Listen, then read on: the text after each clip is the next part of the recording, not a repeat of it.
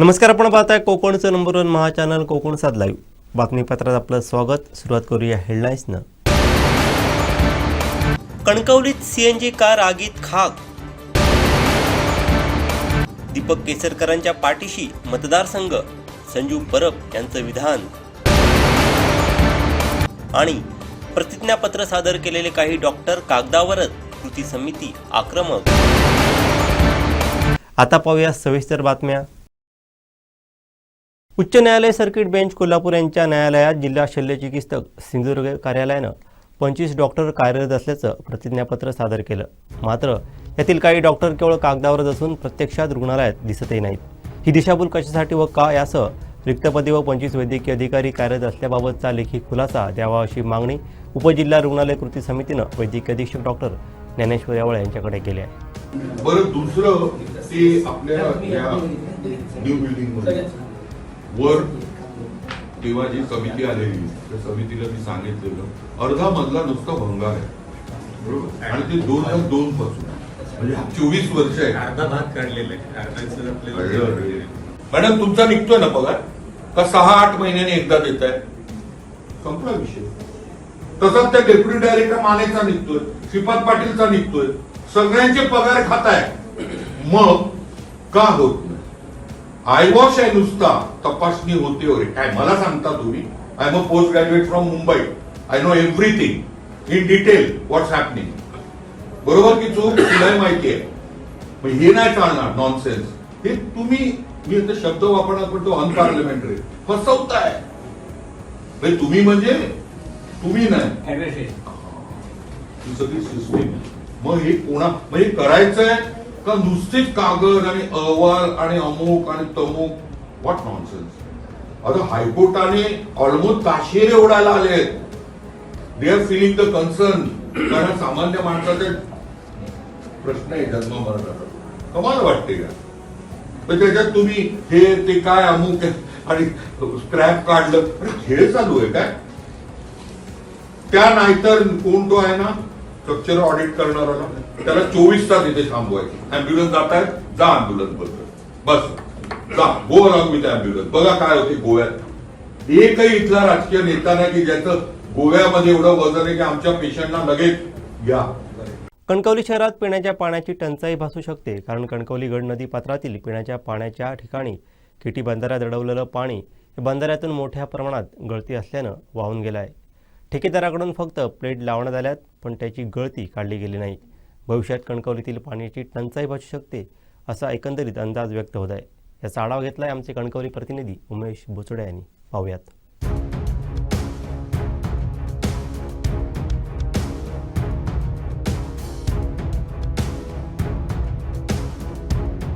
कणकवलीवासियांना पाण्याची कमतरता भासू शकते, कारण सध्या आपण या गड नदीच्या पात्राच्या ठिकाणी उभे आहोत। याच ठिकाणच्या नदीवरून कणकवलीवासियांना पाणी मिळते। कणकवलीतील नगरपंचायतची पाणी आहे, जे नगरपंचायतची नळ पाणी योजना आहे ती याच नदीच्या पात्रातून चालते। आपण बघतोय की सध्या किती पद्धतीने पाणी उपलब्ध आहे, आणि या नदीवर ज्यावेळी हे जे जो बंधारा आहे त्यावेळी जे प्लेट घालण्यात आले होते ते प्लेट लिकेज असल्यामुळे पाणी बरंच वाहून गेलेलं आहे।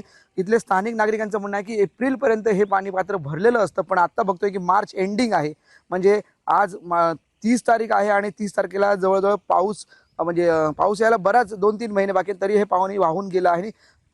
थोडकंच पाणी सध्या शिल्लक आहे आणि लिकेज खूप आहे, त्यामुळे या लिकेजमुळे पाणी बरंच वाहून गेलं। तसंच त्यामुळे असं काही स्थानिक नागरिकांचं म्हणणं आहे। आणि नेमकं या प्लेट कशासाठी घातल्यात, लिकेज असेल तर कशासाठी घातल्यात, संबंधित विभागाने फक्त ठेकेदाराला पाठीशी घालण्याचं काम करतंय काय, ठेकेदारांची फक्त तात्पुरती इथे जी डागडुजी करतात आणि निघून जात आहेत। आपण बघतोय प्लास्टिक पिशव्या देखील लावण्यात आलेल्या आहेत, आणि हे पूर्ण सगळं पाणी बघतोय की वाहून पुढे जात आहे। आणि जी नळ पाणी योजना आहे, जी करकीची कोंड या ठिकाणी जी आहे तिथे देखील पाणी आता थोड्या प्रमाणात शिल्लक आहे। एकंदरीत जर बघितलं तर कणकवलीवासियांना मे महिन्यापर्यंत, मेच्या एंडिंगपर्यंत पाणी पुरायला पाहिजे। त्यामुळे ही जी पाणीचा साठा आहे तो मुबलकच उपलब्ध आहे, पाणी जपून वापरण्याची गरज आहे।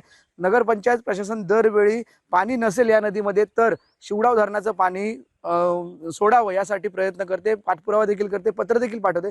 तशी प्रोव्हिजन होईल देखील, पण सध्या बघतोय की पाणी सध्या मुबलक उपलब्ध आहे आणि हे सगळं पाणी या नदीच्या केटी बंधाऱ्यातून वाहून पुढे जात आहे।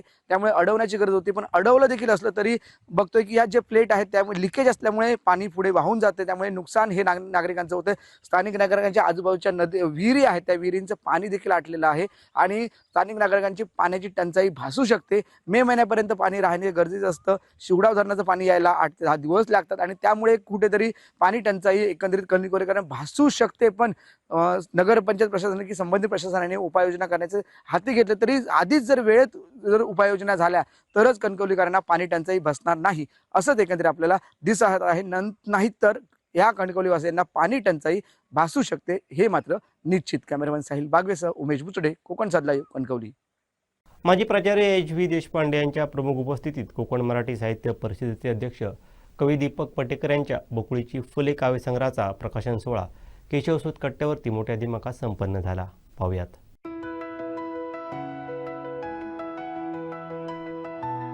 कोकण मराठी साहित्य परिषद सावंतवाडी शाखेचे अध्यक्ष कवी दीपक पटेकर या वृत्तबद्ध काव्यसंग्रहाचं प्रकाशन येथील कविवर्य केशवसूत कट्ट्यावर मोठ्या दिमाखात संपन्न झालं. साहित्यिक माजी प्राचार्य डॉक्टर HV देशपांडे यांच्या हस्ते व मालवणी कवी विनय सौदागर यांच्या अध्यक्षतेखाली हा सोहळा संपन्न झाला. यावेळी व्यासपीठावर ज्येष्ठ साहित्यिक प्राध्यापक डॉक्टर G. बुवा, कुमसाप जिल्हाध्यक्ष मंगेश मस्के, ज्येष्ठ साहित्यिका उषा परब, कवी दीपक पटेकर, ज्येष्ठ मालवणी कवी दादा मडगईकर, निवृत्त पोलीस उपविभागीय अधिकारी दयानंद गवस, साहित्यिक अनंत वैद्य, संतोष वालावलकर, रमेश बोंद्रे, ॲडव्होकेट संतोष सावंत, ॲडव्होकेट नकुल पारसेकर, कल्पना बांदेकर, ॲडव्होकेट अरुण पणदूरकर, प्राध्यापक सुभाष गोवेकर, सतीश पाटणकर, अभय नेवगी, अभिमन्यू लोंढे, भरत गावडे, अनिल भोसले, पटेकर कुटुंबीय आदी उपस्थित होते. ज्येष्ठ साहित्यिक प्राध्यापक डॉक्टर G. बुवा यांच्या हस्ते प्राचार्य डॉक्टर HV देशपांडे यांचा तर कोमसाप जिल्हाध्यक्ष मंगेश मस्के यांच्या हस्ते मालवणी कवी विनय सौदागर यांचा गौरव करण्यात आला. यावेळी जिल्हाभरातून आलेल्या अनेक ज्येष्ठ साहित्यिकांचं पुस्तक भेट देऊन सन्मान करण्यात आला.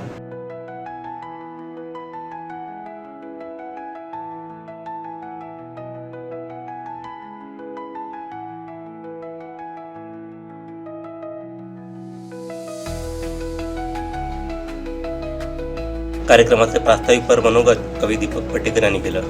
पण तुझं पुस्तक कधी येणार, मग त्यांची एक इच्छा होती म्हणून पुस्तक न छापायचा निर्धार असणारा मी पुस्तक छापण्याकडे वळलो. आणि माझी बहीण, मामी बहीण अपर्णा जाधव, जिने ह्या पुस्तकाचं जिचं श्रेय बऱ्याच अंशी दिला जातं, कारण मुखपृष्ठापासून आतील मांडणी असेल किंवा ते पुस्तक छापून घेणं, मी एकही दिवस कुठे गेलो नाही. तिच्याकडे फक्त साहित्य मी मोबाईलवर पाठवलं आणि ते सगळं तयार करून तिने पुस्तक मला घरपोच दिली.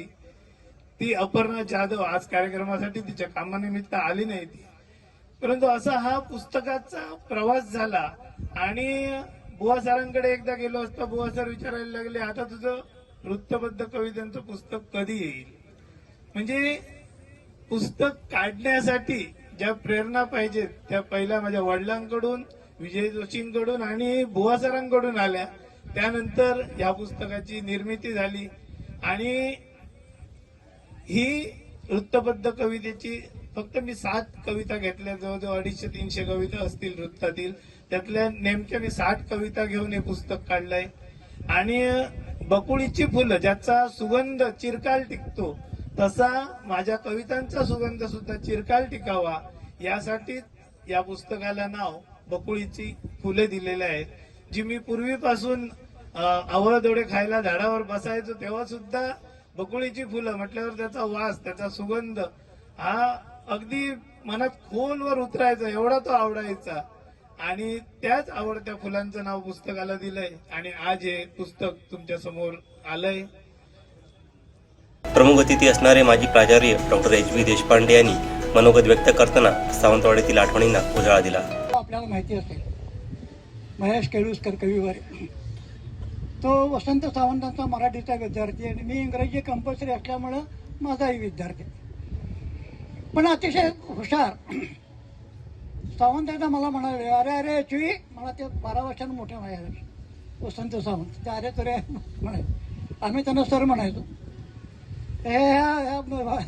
महेशला म्हणले काहीतरी काम दे म्हणले आपल्या संघामध्ये. मी म्हणलं वा, आपण सांगितल्याप्रमाणे व्यवस्थित काम करणारा एक दिसतोय म्हणले, हा महेश आहे, पण तो लहान आहे म्हणलं अजून, त्याच्यात हे सगळं काय होणार नाही. बघ ना म्हणले काय करतो ते, तू कोल्हापूरचा आहेस ना म्हणले, काय आहे ते बघ मग. तेव्हा तुकाराम नाईक होते. तुकाराम नाईक म्हणले, वसंतराव तुम्ही सांगताय ना SV तुम्ही करायला पाहिजे म्हणले हे काम. काय काम आहे? हा संघ रजिस्टर करायचा आहे म्हणले. दक्षिण रत्नागिरी साहित्य संघ हा रजिस्टर व्हायला पाहिजे. आपल्यावरती काहीतरी चांगला सरकारचा शिक्का पाहिजे. मी गेलो रजिस्टर ऑफिसमध्ये कोल्हापूरच्या, सगळे कागदपत्र घेऊन सह्या या सगळं, मग आमचं काम असते ना. तर तिथल्या आयुक्त, धर्मादा आयुक्त मला म्हणले, अहो सर म्हणजे तुम्ही सेक्रेटरी म्हणून ज्यांचं नाव लिहिलं आहे त्यांचं वय भरत नाही आणि त्याला सेक्रेटरी तुम्ही कसं करणार? मी म्हणलं साहेब हे काय 5-7 महिने कमी असतील म्हणलं, तेवढं कंट्रोल करा. का म्हणलं मुळात कमी आहे आणि चांगलं काम करणार आहे. तेव्हा महेशला म्हणलं तुम्ही हे संधी डावलू नका, आमच्या सगळ्यांची इथे चॉईस आहे. काय कोणाला टोकते काय झालं ते म्हणलं, सर तुम्ही असं म्हणताय काय? ठीक आहे म्हणजे आम्ही मान्य करतो. आणि अपूर्व वय असताना महेश केळुसकर दक्षिण रत्नागिरी साहित्य संघाचा सेक्रेटरी झाला. म्हणजे हा फार मोठा एक विषय झाला. पांडे यांनी मनोगत व्यक्त करताना सावंतवाडीतील आठवणींना उजाळा दिला. पुस्तक प्रकाशन सोहळ्याचे अध्यक्ष कवी विनय सौदागर यांनी अध्यक्षीय मनोगत व्यक्त केलं. या प्रसंगी कोकण मराठी साहित्य परिषदेच्या सदस्यांकडून कवी दीपक पटेकर यांचा शाल व पुष्पगुच्छ देऊन सत्कार करण्यात आला. कार्यक्रमाचे सूत्रसंचालन सहसचिव विनय गावस यांनी केलं, तर आभार सचिव राजू तावडे यांनी मानले. लोकांच्या प्रश्नासाठी आम्ही आवाज उठवत आहोत, परंतु सत्ताधाऱ्यांना त्याचं कोणतंही सोयीसुतक नसल्यानं सत्ताधाऱ्यांना जाग आणण्यासाठी सावंतवाडीकरांनीच मोर्चा काढावा असं आवाहन माजी नगराध्यक्ष संजू परब यांनी केलं आहे. ते आता पाऊस म्हणजे 3 दिवसापर्यंत मुख्यमंत्र्यांनी म्हटलंय 30 ते 2 तारीखपर्यंत पाऊस आहे. सगळीकडे बघितल्यानंतर रस्ते तुम्ही दोन्ही प्रमुख सालेवाड्यामध्ये बघितल्या तर रस्त्याची अवस्था काय आहे ती बघा. तुमच्या खासगी वाड्यामध्ये तीच आहे. सांगतो तुम्हाला, टेंडर काढलेलं आहे. 2 तारीखपर्यंतची लास्ट डेट आहे. ती लास्ट डेट संपल्यावर ते काम चालू होईल. आम्ही जेव्हा आवाज उठवला नगरपालिकेत त्याच्यानंतर टेंडर काढलं गेलं आणि आता टेंडरची लास्ट तारीख 2 तारीख आहे. एक 10 तारीखला रस्त्याची कामं चालू होती.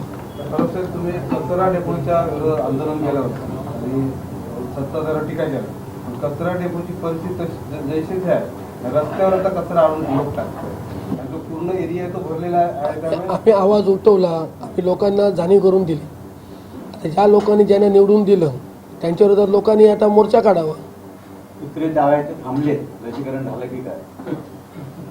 एका कुत्र्याने जवळजवळ 25 जणांचा चावा घेतला असं मध्यंतरी तरुण भारतच्या वृत्तपत्रात मी वाचलं. त्यानंतर मी सीओनशी संपर्क साधला. आम्ही बजेटमध्ये 25 लाख रुपये कुत्र्यांचं निर्जीवीकरण करण्यासाठी ठेवलेले आहेत. त्या पद्धतीत ते काम चालू आहे आणि ते योग्य पद्धतीने आमचा पाठपुरावा, विरोधक म्हणून आमचा पाठपुरावा चालू आहे. अजूनही काय वाट विरोधक म्हणून विरोधकांनी आवाज उठवला पाहिजे. अजूनही कुत्रे आणखी तावायची वाट बघतात की काय? आणि निर्विलीकरण करून कुत्रे तावायचे बंद होणार का? काय नेमकं मला समजत नाही. कुत्रे तावायचा किंवा असा प्रश्न विचारला की आम्ही याच्यासाठी निर्विलीकरणासाठी. आता हा पूर्ण देशातला प्रश्न आहे, फक्त सावंतवाडी शहरातला नाही. हा पूर्ण देशातला, त्यांना आपण मारू शकत नाही. त्यांना याच पद्धतीने करावं लागतं. ठीक आहे, पण आता कितीतरी 2 महिने झाले त्या गोष्टीला. 25 जण हे रेकॉर्डवर कुठेतरी छापलं म्हणून सांगा. ठीक आहे, तुमचं आम्ही आता ऐकलं. आता मी सीओकडे जातोय, त्या संदर्भात मी चर्चा करेन. नळपाणी योजनेचं काम आहे का व्यवस्थित चालू? तुम्ही मागे आरोप मी मागे सांगितलं, या नगरपालिकेच्या जे नळपाणीचं काम चालू आहे त्याच्यावर तज्ज्ञच नाही आहे आणि अजून पण तज्ज्ञ नाही. त्याच्यामुळे काम हे एकदम चांगल्या प्रकारे होतं असं मी मान्य करण्यापैकी नाही आहे. कारण जोपर्यंत त्याच्यावर तज्ज्ञ नेमत नाहीत त्याची लेवल वगैरे बघायला, भविष्यात हे पाणी चालू होईल की यावर मला शंका आहे. स्वच्छ महाराष्ट्र अभियानांतर्गत महाराष्ट्र शासनामार्फत 2,500 लिटर क्षमतेची सक्शन व्हॅन नगर परिषदेस प्राप्त झाले असून याचा शुभारंभ आज करण्यात आला. नगराध्यक्ष युवराजनी श्रद्धाराजे भोसले व प्रभारी नगराध्यक्ष ॲडव्होकेट अनिल निरवडेकर यांच्या उपस्थितीत हे लोकार्पण करण्यात आलं. शहराच्या स्वच्छतेसाठी हे वाहन महत्त्वपूर्ण भूमिका बजावणार असून प्रभारी नगराध्यक्ष ॲडव्होकेट अनिल निरवडेकर यांच्या हस्ते पुरोहितांच्या उपस्थितीत विधिवत पूजन करून व श्रीफळ फोडून या व्हॅनचं लोकार्पण करण्यात आलं.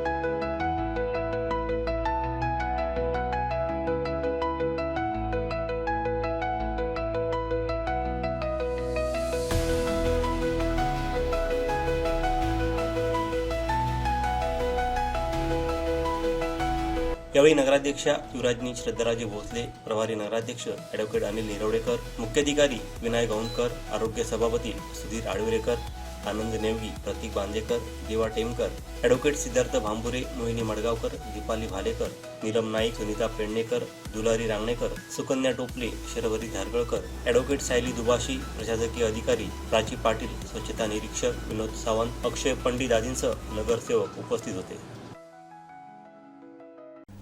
सावंतवाडी तालुक्यातील ओळी येथे जमिनीच्या वादातून एका 65 वर्षीय वृद्धेची कोयत्यानं डोक्यात वार करून निर्गुण हत्या करण्यात आल्याची धक्कादायक घटना रविवारी सायंकाळी 5 वाजण्याच्या सुमारास घडली. सरस्वती धोंडे सावंत असं मृत महिलेचं नाव असून या घटनेमुळे संपूर्ण परिसरात खळबळ उडाली आहे. पाहुयात. मिळालेल्या माहितीनुसार ओळी गावातील मधलीवाडीत जमिनीच्या कारणावरून गेल्या काही दिवसांपासून वाद सुरू होता. सायंकाळी 5च्या सुमारास हा वाद विकोपाला गेला. यावेळी संशयित बाबलेकानं सरस्वती सावंत यांच्यावर कोयत्यानं भीषण हल्ला चढवला. त्यांच्या डोक्यात गंभीर वार झाल्यानं त्या रक्ताच्या थारोळ्यात कोसळल्या. घटनेची माहिती मिळताच त्यांचा मुलगा एकनाथ सावंत यांनी पोलिसांना प्राचारण केलं. जखमी सरस्वती सावंत यांना तातडीने सावंतवाडी उपजिल्हा रुग्णालयात दाखल करण्यात आलं. मात्र उपचारापूर्वीच त्यांचा मृत्यू झाल्याचं डॉक्टरांनी घोषित केलं. घटनेचं गांभीर्य ओळखून सावंतवाडी पोलीस निरीक्षक अमोल चव्हाण यांच्यासह पोलीस पथकानं तात्काळ ओवळी येथे धाव घेतली. या प्रकरणी पोलिसांनी एकाच वाडीतील संशयित आरोपी बाबलेकांना ताब्यात घेतला आहे. विजय कृष्णा सावंत आणि त्यांचा मुलगा रघुनाथ विजय सावंत अशी ताब्यात घेतलेल्या संशयितांची नावं आहेत. जमिनीच्या जुन्या वादातून झाटोपाचा संताप अनावर होऊन हत्या केल्याचा प्राथमिक अंदाज पोलिसांनी वर्तवला आहे. या भीषण हत्याकांडानं शांत असलेल्या ओळी गावात भीतीचं सावट पसरलं असून ग्रामस्थांमधून तीव्र संताप व्यक्त केला जात आहे. पोलिसांनी घटनास्थळाचा पंचनामा केला असून पुढील कायदेशीर प्रक्रिया सुरू आहे. या प्रकरणाचा अधिक तपास पोलीस निरीक्षक अमोल चव्हाण यांच्या मार्गदर्शनाखाली सावंतवाडी पोलीस करीत आहेत. महाराष्ट्रातील पोलिसांच्या कामगिरीबाबत मुख्यमंत्री देवेंद्र फडणवीस काय म्हणाले पाहूयात. असं आहे की पहिल्यांदा तर त्यांच्यासोबत कोणाचे फोटो येतात, कोणाचे व्हिडिओज येतात, याच्यावरनं आपल्याला या सगळ्या गोष्टी डिटर्मिन करता येणार नाही. फोटो आणि व्हिडिओज आलेल्यांचा सहभाग आहे का हे महत्त्वाचं आहे. आणि तो सहभाग कोणाचा असेल तर कारवाई होईल, नसेल तर केवळ फोटो या ठिकाणी एखाद्याचा निघाला, आता आम्ही सगळे इथे उभे आहोत, आमच्या मागे कोण उभं आहे आम्हाला माहिती नाही, आणि त्याच्यासोबत फोटो निघाला, उद्या त्यांच्यातल्या कोणी काय केलं म्हणजे इथे कोणी करणार नाही, तरी देखील अशा प्रकारे आपल्याला दोषी नाही पकडता येणार. पण एक गोष्ट निश्चितपणे मी सांगतो की या प्रकरणामध्ये कोणालाच सोडण्याचं कारण नाही आहे. अतिशय डीप आम्ही जातो. अनेक नवीन गोष्टी लक्षात येत आहेत. अजून काही FIR येत्या काळामध्ये होण्याची शक्यता आहे. काही विक्टिम्स अजून पुढे येत आहेत, काही महिला पुढे येत आहेत. याच्या व्यतिरिक्त काही लोक आर्थिक फसवणूक झाली म्हणून देखील पुढे येत आहेत. त्यांचेही FIR हे लवकरच आपल्याला पाहायला मिळतील. पण या निमित्ताने एक अजून गोष्ट मी सांगतो की या प्रकरणामध्ये ज्या दुर्दैवी महिला विक्टीम आहेत त्यांचे व्हिडिओ हे काही लोकांनी सोशल मीडिया साईटवर अपलोड केले आहेत. ते आम्ही आता त्या ठिकाणी सोशल मीडिया साईटवरनं हटवले आहेत. पण ज्या ज्या लोकांनी अशा प्रकारचे व्हिडिओ सोशल मीडिया साईटवर अपलोड केले असतील त्यांच्यावर फौजदारी कारवाई केली जाईल. पूर्ण संरक्षण दिलेलं आहे. महिला ज्या काही विक्टीम आहेत त्या समोरच याकरता आल्या की त्यांना पूर्ण संरक्षण दिलेलं आहे. आणि यापुढेही ज्या महिला येतील त्यांना पूर्ण संरक्षण दिलं जाईल. आणि म्हणूनच यातलं सगळ्यात महत्त्वाचं संरक्षण हे गोपनीयतेचं आहे. काही लोक ती गोपनीयता भंग करण्याचा प्रयत्न करतायत, त्यांना फौजदारी कारवाईला सामोरं जावं लागेल. नाही, निश्चित कारवाई ही केली जाईल. आणि केवळ तेच नाही तर त्याच्यावर जे लोक कमेंट करतायत त्यांनी लक्षात घेतलं पाहिजे की ते त्याचा पार्ट होत आहेत. जर कोणी फॉरवर्ड केलाय तर ते त्याचा पार्ट होत आहेत. त्यामुळे अशा सगळ्यांना मी चेतावणी देतोय की कारवाई होईल. शिवप्रेमी मित्रमंडळ आरवली टाग यांच्या वतीनं परिसरातील समुद्र किनाऱ्यांवर स्वच्छता मोहीम राबवण्यात आली.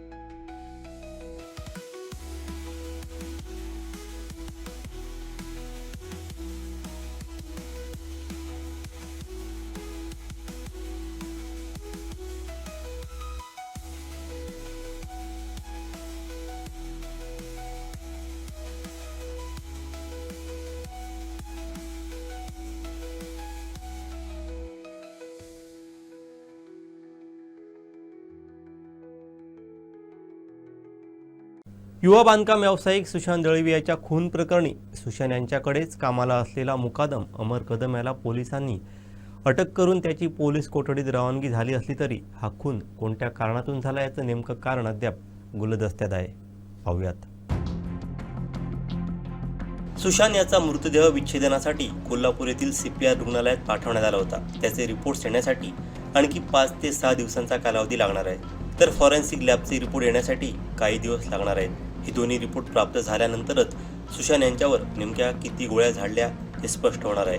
दुसऱ्या बाजूला सुशांत यांच्या पायातील चप्पलांपैकी एक चप्पल चक्क घटनास्थळावरील झाडावर आढळली होती.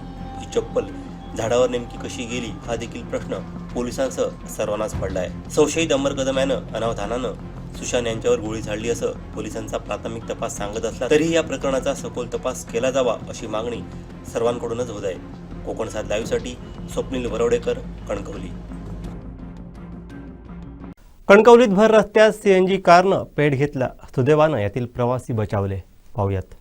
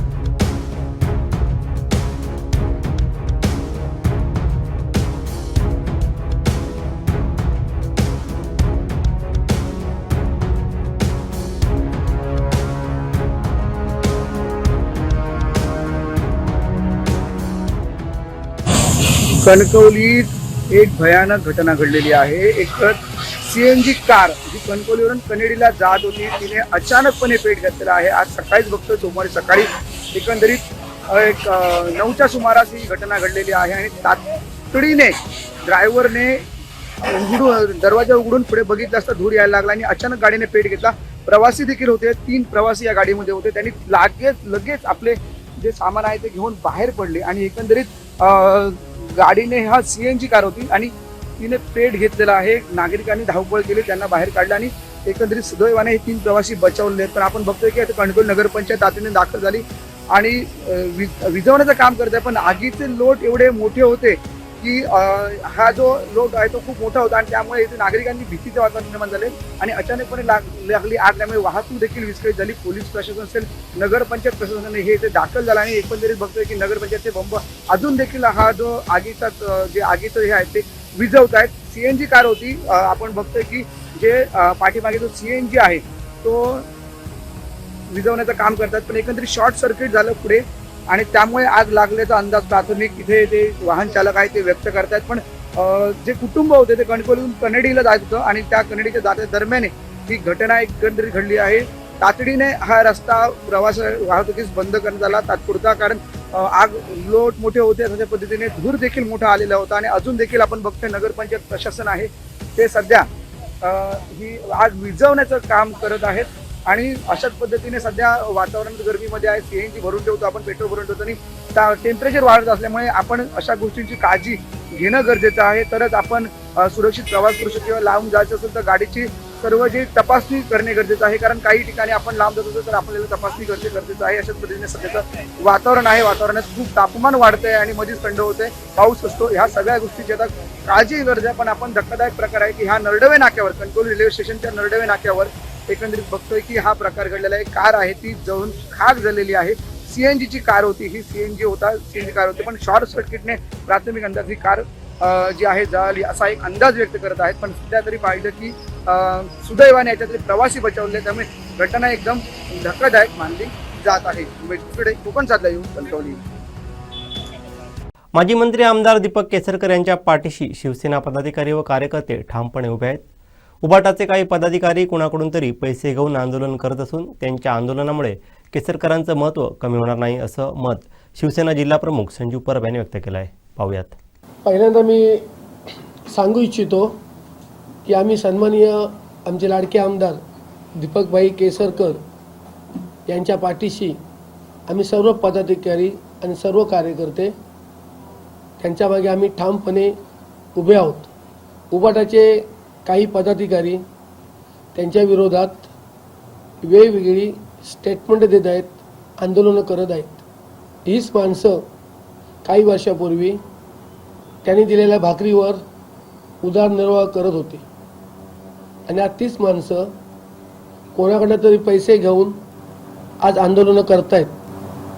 अशा तुमच्या वागण्याने दीपकभाईंचं महत्त्व कमी होणार नाही आहे. कारण सावंतवाडीतली जनता ही त्यांच्या पूर्णपणे ठामपणे उभी आहे, म्हणून ते 4 वेळा सलग निवडून आलेत, आमदार झालेत, मंत्री झालेत. मी मागच्या प्रेसमध्ये बोललो होतो की दीपकभाई देवभक्त आहेत. माझा त्यांचा जास्त संपर्क आहे, 1.5 वर्षात आला, पण मी जेव्हा जेव्हा त्यांच्यावर फिरलो, कुठच्याही वाटेत मंदिर जरी दिसलं तरी तिथे थांबतात, आशीर्वाद घेऊन पुढे जातात. कोणाबरोबर कोणाचा फोटो आहे किंवा कोण कुठच्या मंदिरात गेलं म्हणून कोणाला आरोपीच्या पिंजऱ्यात उभं करणं हे चुकीचं आहे. आणि दीपकभाईंना ही सावधी जनता गेली अनेक वर्ष, दीपकभाई जवळजवळ 50 वर्ष राजकारणात आहेत, 50 वर्ष त्यांना ओळखतात, त्यांचा स्वभाव सगळ्यांना माहिती आहे, त्यांची वागणूक सगळ्यांना माहिती आहे. त्याच्यामुळे जे उबाडाचे जे अनेक नेते आहेत, ज्यांची काही नावं घेत नाही, ते जे काय विरोधात महाराष्ट्रभर पसरत आहेत त्यांचा मी निषेध करतो की एका चांगल्या माणसावर असे आरोप करून काही फरक पडणार नाही. तुमचं तोंड तुम्ही आरशात पहा, तुम्ही काय आहेत ते. तुमचे नेतेसुद्धा भेटलेत आणि केसरकर साहेबांनी सांगितलेले, मी काय एकटाच गेलो नव्हतो, अनेक माणसं तिकडे गेलीत. कोण देवाला गेलं म्हणून काय फरक पडत नाही. मी तुम्हाला परत एकदा सांगू इच्छितो, आम्ही सगळेजण पूर्ण मतावर संघ दीपकभाईंच्या पाठीशी आम्ही ठामपणे उभे आहोत आणि उभे राहणं. आंदोलन जरी झालं तरी मीडियाच्या माध्यमातून आम्ही बघतो. आता मी ते मोठी लोक आहेत, मी खूप छोटा आहे, सुषमा अंधारे म्हणा खूप मोठी लोक आहेत, ती जर बघितली कालच त्यांची हे झाली तर आरोपीच्या पिंजऱ्यात उभ्या करण्याचा प्रयत्न करतात. तर आपण काय एवढ्या मोठ्या माणसांची नावं घेऊ शकत नाही, कारण आमची तेवढी उंची नाही त्यांच्यावर बोलणे इतपत, तरी ते उभाटायचे असले तरी. त्यामुळे आम्ही एक त्यांचे कार्यकर्ता आहे, मी दीपकभाईंचा एक कार्यकर्ता म्हणून माझ्या भावना मी मांडल्या.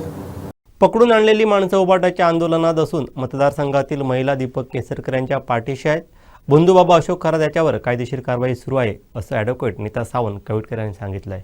पाहूयात. उबाटावाले सावंतवाडी विंगुर्ल्यात आंदोलन करताना दिसले, केसरकरांच्या विरोधात रान उठवताना दिसले. तुम्ही म्हणता मतदारसंघ त्यांच्या पाठीशी आहे, हे दाखवणार का किंवा दिसणार का तुमच्या कुठल्या? हो, संजीव परब बोलले, जिल्हा प्रमुख मॅडम आहेत, जिल्हा परिषद सदस्य आहेत, युवक तालुका प्रमुख आहेत, उपाध्यक्ष आहेत. त्याला त्या आंदोलनाला तुम्ही उत्तर कसं देणार? उत्तर काय देणार? ज्या आंदोलन महत्वाचं नाही, त्या आंदोलनाला उत्तर देण्याचा अर्थच नाही. पैसे देऊन आणलेली माणसं कसली? कारण त्यांना धडपणे बोलता पण येत नव्हतं, म्हणून ती पकडून आणलेली माणसं आहेत कळतं. जो कार्यकर्ता असतो तो निष्ठेने बोलतो, धडधडीत बोलत असतो. आणि महिलांचा जर विचार केला तर महिला सगळ्या भाईंच्या पाठीशी आहेत, कारण प्रत्येक महिलेला माहिती आहे की भाई कशा आहेत ते. देवभक्तीला कोण किंवा देवाच्या मंदिरात कोण गेलं म्हणून तो विचित्र मार्गाला गेला असं नाही ना. आणि जे कोण गेलेले आहेत खरात त्यांच्याबद्दलची कायदेशीर कारवाई चालू आहे. ज्याबद्दल त्यांनी काही कृत्य केलं त्याच्याबद्दल त्यांना शिक्षा होईल ना कायद्याने. शेवटी ठळक घडामोडी पुन्हा एकदा. कणकवलीत सीएनजी कार आगीत खाक. दीपक केसरकरांच्या पाठीशी मतदारसंघ, संजू परब यांचं विधान.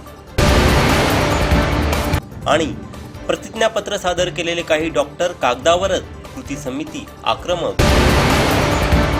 बातमीपत्रात वेळ झाली ते थांबण्याची. पाहत राहा बदलत्या कोकणचा बुलंद आवाज. कोकणचं नंबर 1 महा चॅनल कोकण 7 लाईव्ह. धन्यवाद.